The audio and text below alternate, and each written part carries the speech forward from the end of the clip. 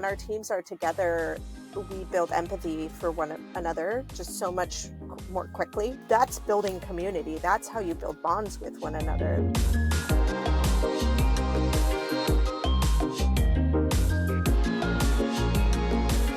Welcome to Office Libations Unwrapped. I'm your host, Claude Burns, and I'm here with our guest, Jacqueline Sharma, the VP of People at Envoy.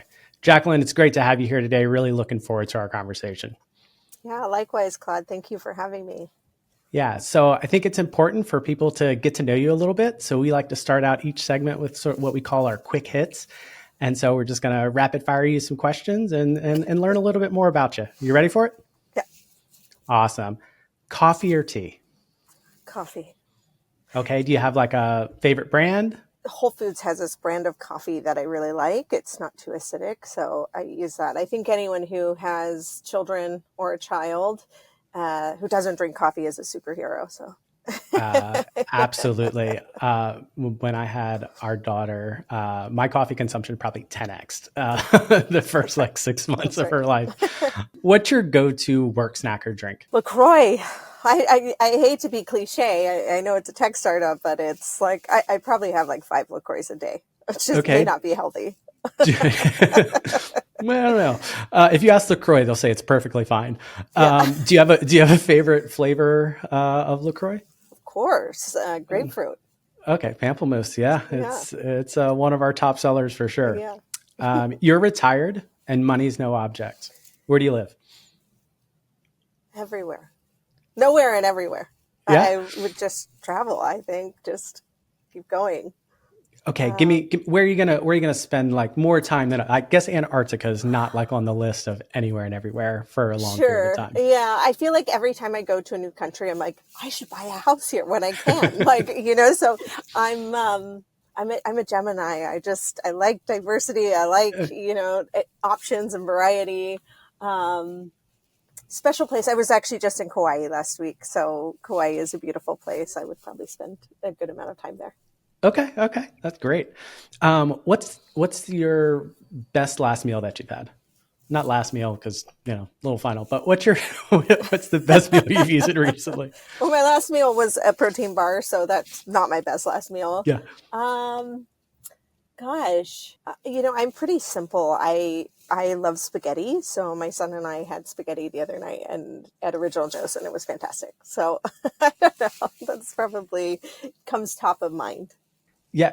Sometimes like the company makes the meal even better. So It's not necessarily about the meal. It's sort of about the whole experience. Yeah, and I'm sure we'll talk a lot more about experience in a bit. He calls it Paschetti. So it's like, it's so much more endearing, it makes it that much more fun. What's the last book you've read? The last book I read was Circe.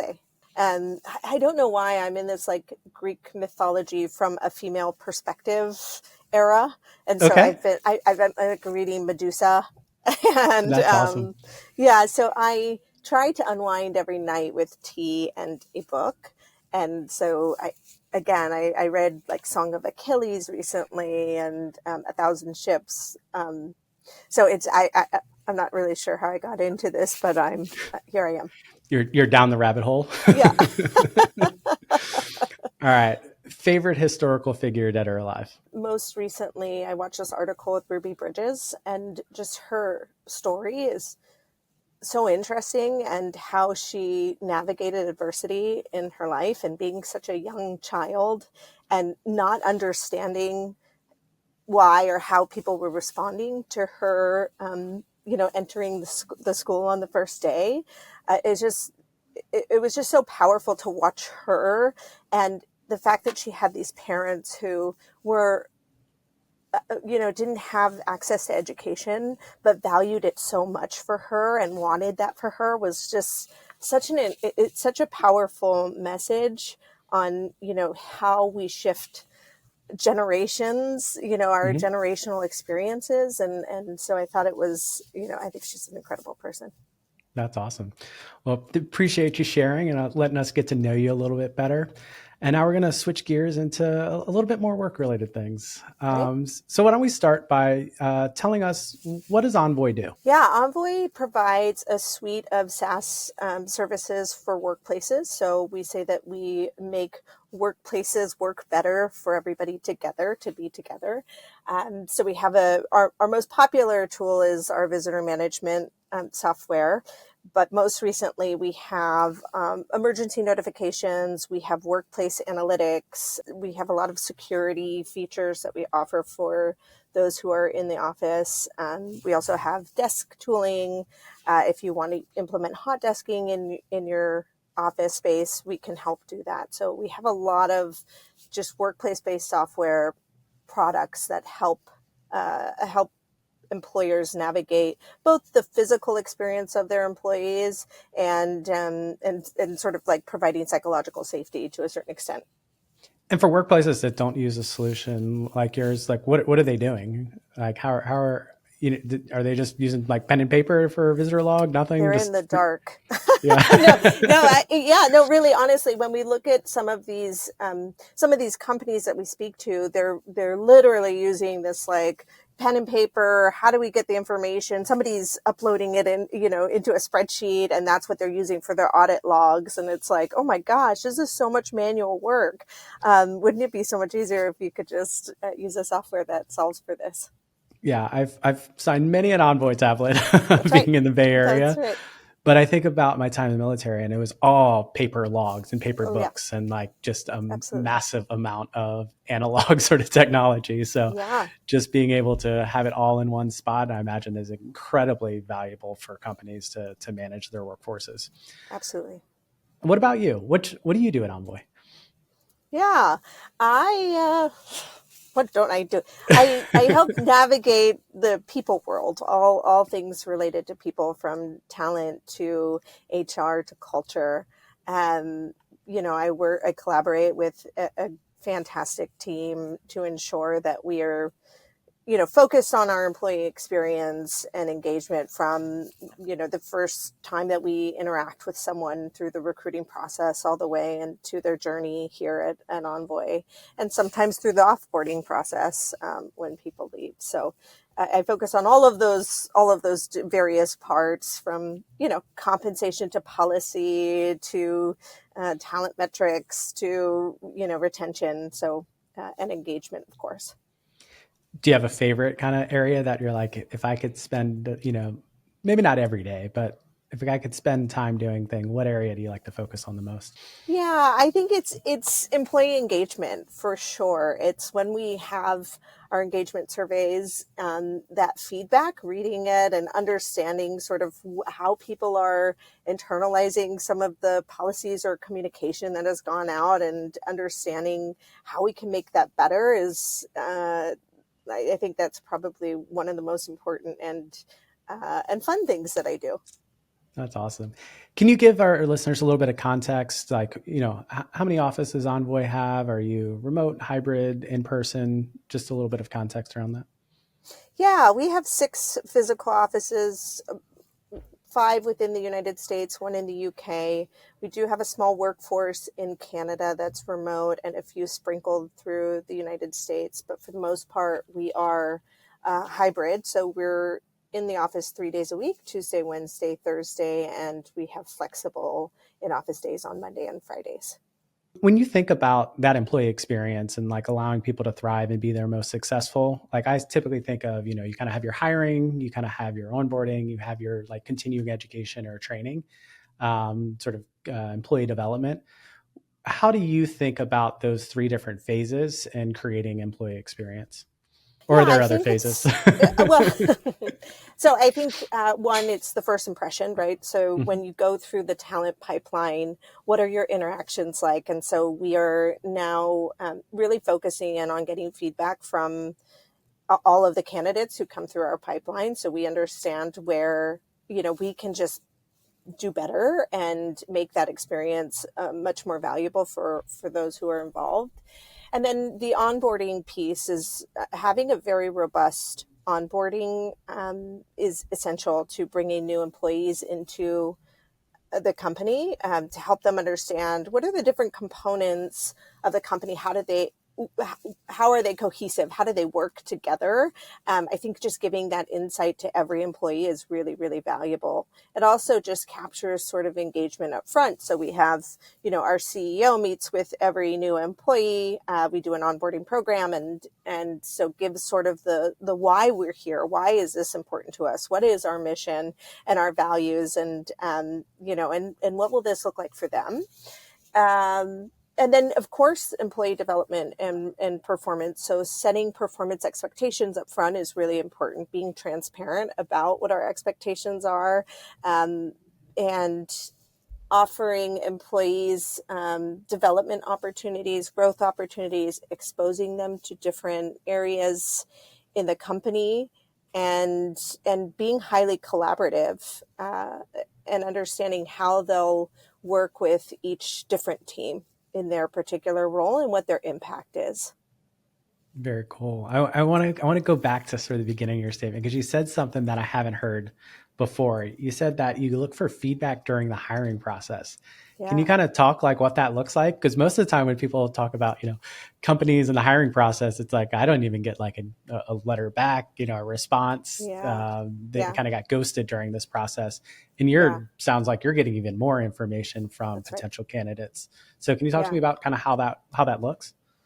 Absolutely. We use a tool that goes back and takes essentially like an NPS score from the candidates and asks for additional feedback. So I think there's always there's always the challenge of, do you ask that question before somebody receives an ultimate decision, or do you do that after the fact? And the tool that we use only allows us to do one or the other. And so we actually do it. If a candidate is rejected, we ask them about their experience.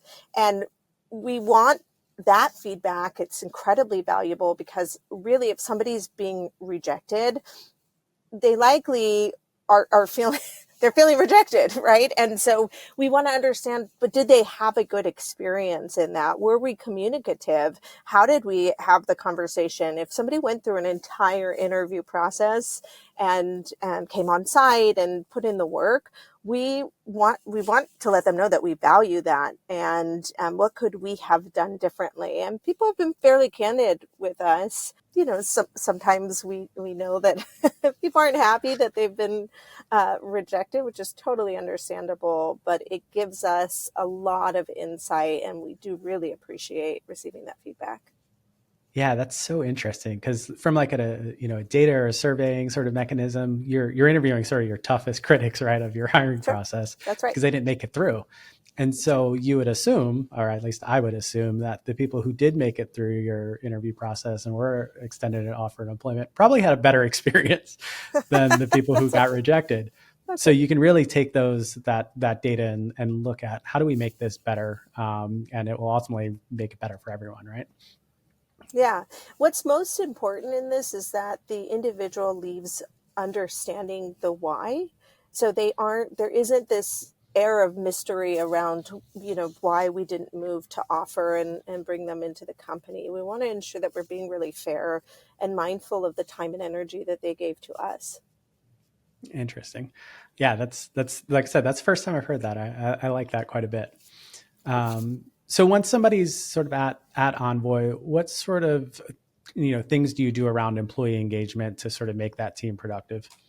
We start with sort of the why. I think that this is important, and being really transparent, again, around sort of expectations, but why we have those expectations, why we have the policies we have, helping people just understand how our mission ties to being in the office and working together, and dog fooding our own product, and bringing people as part of that journey.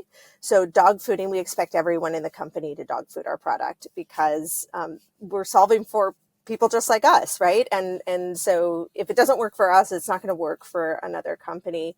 Bringing people into the decision-making process. So one of the things we look at is when we look at perks and benefits, we have to explain to people that everything comes at a cost, right? And there has to be a balance there. So we have to budget at the end of the day. Yeah. And if this is our budget, we pay 100% medical, dental, vision, and we want to continue to do that. But if our employees said, that's not valuable to me, I'd rather see that money go towards a 401k contribution, would say, great, let's reallocate.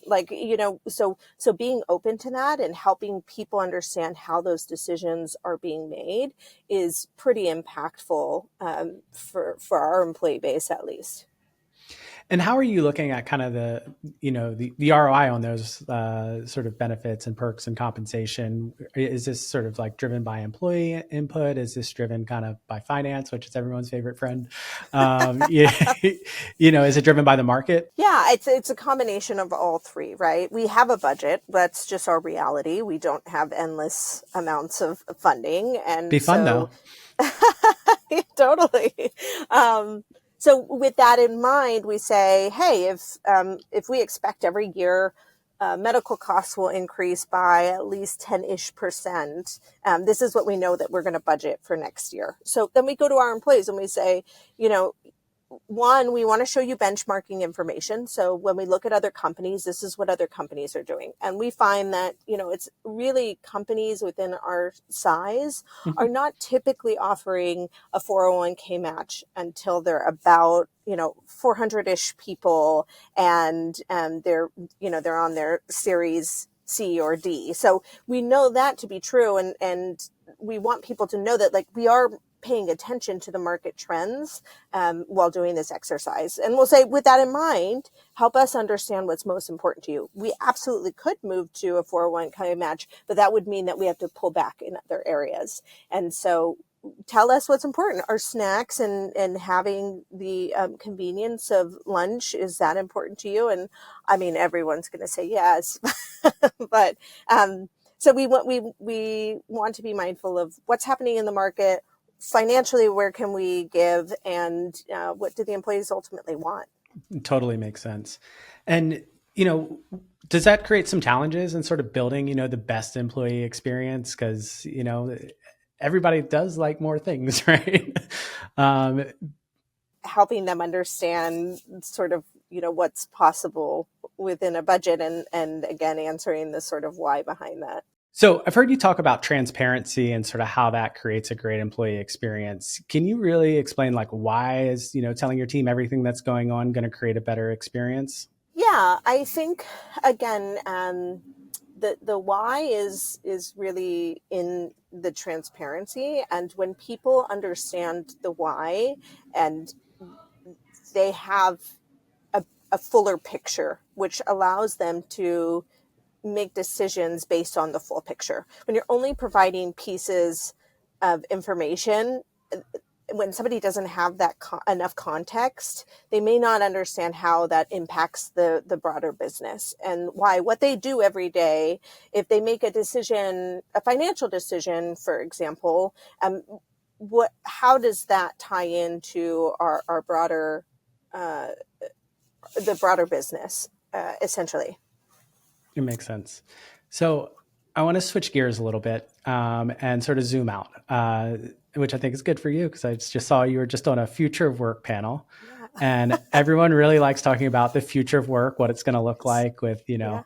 The pandemic changing a lot of things. Now with AI sort of, going to take all our jobs, tomorrow. Like, there's a lot of sort of questions around what does work look like in the future. What conversations are you having with other leaders around sort of the office and in the future of work? Well, just to touch on AI very quickly, we think that it's incredibly important that our employees learn to incorporate AI in what they do. And it's a way of supplementing and supporting them. It's not a replacement for any human person here and the work that they do, right? So we actually give a stipend for AI, because we want people to get really creative and use AI in just every day and answer, tough questions. And a good example is we have our compensation person use this to build Excel formulas while she was like pulling in bands while we were doing our market analysis. And it was like, it wasn't perfect, but it was so cool to see how the tool was responding to her directives and altering it, and how that can really just create efficiency for us in the future. That's what I'll say about AI. As far as returning to the office, I think the future of work is hybrid for most companies. I I don't think, this is just personally, I don't think that the world will continue down a remote path. That there are huge benefits to being together in the office, and that most companies really want that.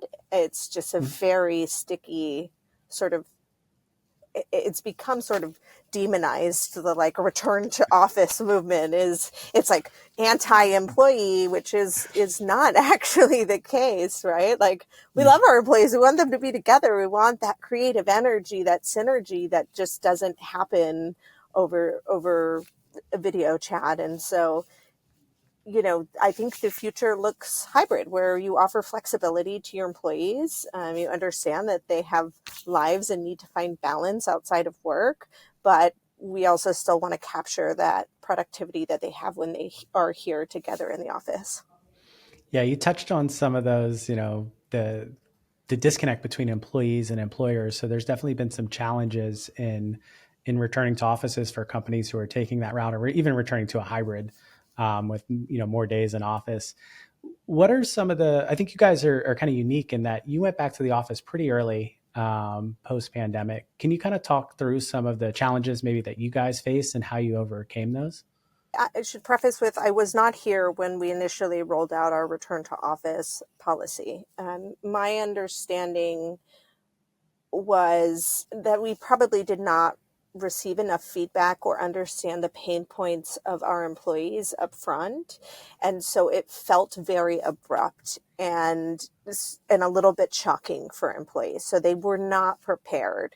And it sort of fueled the anti-employee sentiment around returning to the office. It was like, I moved away, or now I have a different situation with childcare or pet care or whatever it is. And so I think we could have done a better job of really asking for that information up front, and then try to like get the feedback, build the policy with some of that feedback in mind. So initially the policy rolled out. It was not as successful. The policy was rescinded in its original form and then was rolled out again, which you never want to do, which is a terrible experience. But, so there were some really hard lessons learned. People were pretty up in arms about the initial policy. So when I came into the company, that's where we were. People were still sort of didn't feel great and begrudgingly adhering to the policy. Mm-hmm. And really our end state was, we want to incorporate this into performance, but this does not feel like the right time to do that. Right. And so, what we did was we created this in-office competition where we had teams all the teams who met the 3-day in-office adherence every month would get a recharge day the following month. And it was sort of more of a carrot versus stick approach. And it's been pretty popular. And, now we have just about 100% adherence. So this isn't really something that's challenging for us. It's also part of our performance. We just went through our performance review cycle. And people have just accepted that this is, this is our reality. We build workplace software. We need people to be here and building together. And so I think it's become more successful. Some companies, some employers sort of are worried about losing people when they sort of implement sort of a return to office policy. Is that something that you guys sort of experienced?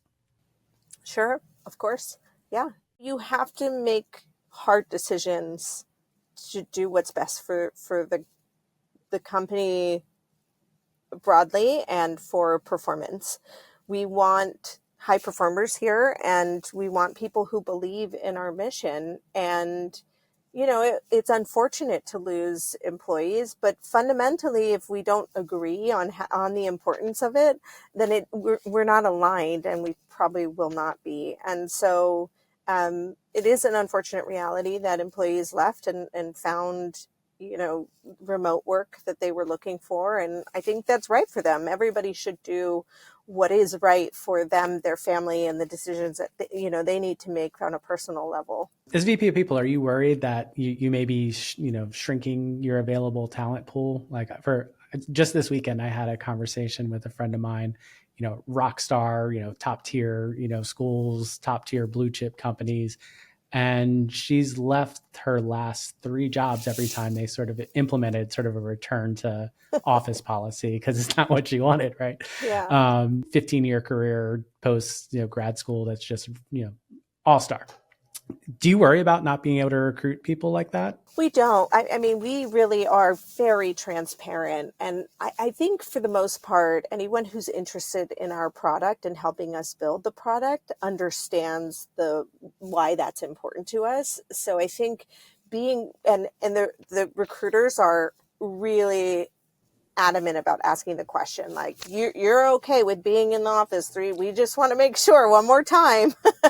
And we do our interviews on site. We want people to see and feel the energy here in the office. So I'm not worried about that. Or actually on the engineering side, we've had just such a stellar month hiring that I think it's just goes to show that we aren't struggling with that right now.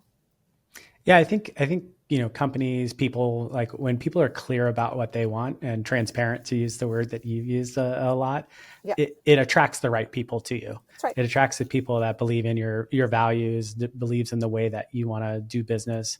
And ultimately, when you get a bunch of people who all believe in the same things, you can move really, really fast. And That's for early companies, moving fast in the same direction is wildly important. Yeah. It's the, I'm going to say it wrong, but it's like the sum of the parts is greater than the whole, or something like that. I think that's right. I knew I was going to mess it up. You get what I'm saying. Yeah, totally. Why is it so important for you to like have your team members in person and build community? Like, can you give any examples of things that you've noticed internally with your teams coming together?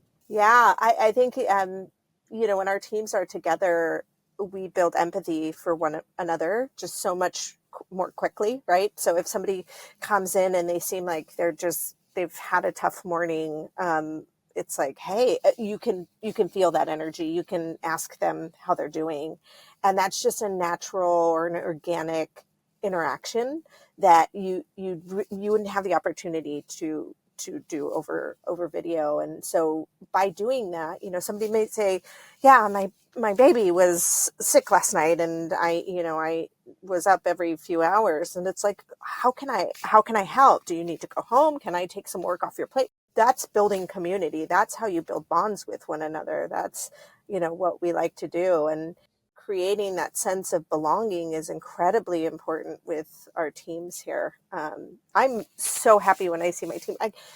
Somebody came in today and she said, I knew that you're traveling this week and I just wanted to like come and sit next to you. I said, oh, that's great. I love that. I don't think I'm that entertaining, but I think that's, it's like people then want to be together, right? And I think it's incredible to watch. And I think our team bonds really well. We do walking coffee one-on-ones, and so we're kind of like getting each other out into the air and getting movement and throughout the day. So again, things that you can't do just over chat. How do you think it helps, or maybe doesn't help, like younger employees who may haven't been in the workforce and don't really know what good looks like, is kind of the way I like to describe it. Do you think there's a benefit to younger employees, sort of late career employees? Where's really the benefit? Absolutely. When we hear our sales people, our more veteran sales people doing pitches in front of our, junior folks who have come into the company, they're always listening and they're paying attention. Like, what works? Why is this person so successful? That's just like that's ad hoc mentorship, and really, again, like that's just an organic interaction where it's like, oh, I wouldn't have heard that pitch if I had not been here next to this person during this time. It's incredibly valuable. Yeah, I'm a big sports fan, so when you like hear teams building things, it's always like you got the veteran that helps show That's right. like the rookies how to be a professional athlete. Like That's what right. are all the things that you're going to have to deal with to be successful in, a very competitive Yeah. field and if you want to have a long career. And so teams will bring in veterans that aren't actually probably good enough to continue to play just to mentor sort of younger employees. Do That's you right. have any sort of formal mechanisms at Envoy for mentorship between teams or between employees? Yeah, we're in the process of building this now. Is the buddy mentorship program where you work with somebody who's not on your direct team to get a different perspective of the company, and again, somebody who's a little bit more senior understands, you know, has been with the company for a longer period of time that can sort of guide that person and answer just like any questions and sort of provide a sense of community outside of their direct team. Okay. What advice would you give to companies that, are struggling with kind of getting employees to buy into their vision of sort of coming back to the office or a more structured hybrid schedule? Any lessons learned that you would sort of say, hey, this is what you kind of need to do to roll this out? You also have 16,000, plus workplaces that you work with. So I'm sure there's some lessons that have been scattered about. Yeah. What are pain points? How understanding what the pain points are for your employees, and accepting that not every employee, this is not going to be for them. And that's just going to be part of your journey. So if an employee says, it's important to me that I'm in sweatpants every day in my home, and I can't compete with that. And that's okay. I love that for Yeah. you. Right. But that's not our reality. And so just, I think there's a way to be kind, but also honest about, we need people to accept this. And if you don't, cool. How can I help you get to where you need to go? Because it's not here if you don't believe in the policy and you don't align to it. So, but I think hearing people's pain points up front is really, really important. And one of the things that we heard was our commuter benefits were not robust enough to support employees. So people coming across the bridge. I mean, I don't know if you know, but the Golden Gate Bridge toll is now, I think, like $50. It's like, it's not $50. It feels that way. Yes. Yeah. And so it's like, oh, well, can we help people pay tolls, And so, yes, the traditional commuter benefit does not allow for that, but why don't we offer commuter stipend? Like, why don't we offer something different? So it's allowed us to get a little bit more creative to help solve for some of these challenges for our employees. And when you think about like, getting all that information and data, are you using any sort of like survey tools to sort of measure like the pulse of your workforce, not just sort Yeah. of on like kind of a one-off rollout, but more like how are we doing over time? Like, did that commuter benefit actually help solve the problem? Are you using any kind of tools to Yes. help you with that? Absolutely. We use Lattice. Okay. And so Lattice is our main tool. We do a very robust engagement survey twice a year. Mm-hmm. And then we do sort of a pulse every quarter. The pulse just sort of allows us to see, where we are generally. The survey tells us like really in depth, like what seems to be working and what doesn't. We share our people roadmap with the company. So we say over the next 6 months, this is what we are going to do. And we can see how it sort of impacts once we roll these things out, how they impact the employees. I think it's also really important that we drive home to the employees that the people are also employees, right? So the policies that we're building also impact us. And so I always want to remind people of that, because it's like, we're not a bunch of bots, Yeah. creating policy that we don't, won't ultimately impact us. We are finding a balance between our business needs and our employee needs. Yeah, and it's surprising how often they actually align, right? Yeah, The team ends up being kind of the most important piece of meeting those business needs. So of in course. some ways, you have a very strong incentive to make sure that your team's taken care of. That's right. I have my circle of people around me that, may be like-minded and, have their own sort of points of view or insights. But what are you seeing? Yeah, I think you hit on a couple of the big trends is companies started realizing that they have to be honest with who they are for their employees. And I think companies through the pandemic kind of lost sort of vision or direction because they didn't really know what was happening. I mean, none of us knew what was Yeah, happening. So it's understandable totally. because companies are just run by people. And so people are just Right. making the best decisions they can with the information they have at the time. But that created a lot of you misleading messages, right? Where I said one thing one day based on this information, and then the next day I said something that was different, and employees didn't really, I think, know how to react. Like, what is the vision of this company, and like where is our leadership taking us? And it made it really hard for them to make the right decisions for them. And so when a policy went the way that they weren't expecting it to go or didn't want it to go, it created this dissatisfaction or unsatisfaction with their employment. And I think companies have gotten a lot better at saying, like, this is who we are, this is how we operate. And that helps them, I think, a lot on the hiring side, finding the right people that are going to, build that company. And it also helps with them starting to invest more in their teams. So learning and development's been a big sort of trend. People want to invest more in their employees that they know share that shared vision. And so I think those two things together, sort of the transparency about who we are as a company and what we expect, and sort of like now we really need to develop that team that sort of sits within our vision, so that way we can go forward. Yeah. No, you raise a really good point. I think, during the pandemic, not having a playbook led to a lot of mistrust of employees and their leaders because leaders didn't actually know what the future would look like. And so it was sort of like, well, we're going to apply this remote policy right now.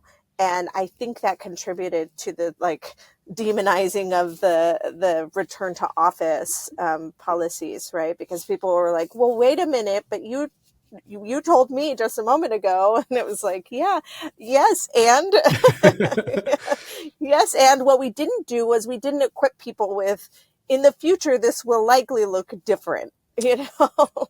Yeah, I think a lot of it was, there were some safety concerns for sure, and Of course. companies wanted to be very, flexible. They really wanted to take care of their people, and so I Yeah. think, especially in the 2020, a lot of companies were like, how do we best take care of our people? And I don't think employees realize that that may not have been the best choice for the company long term.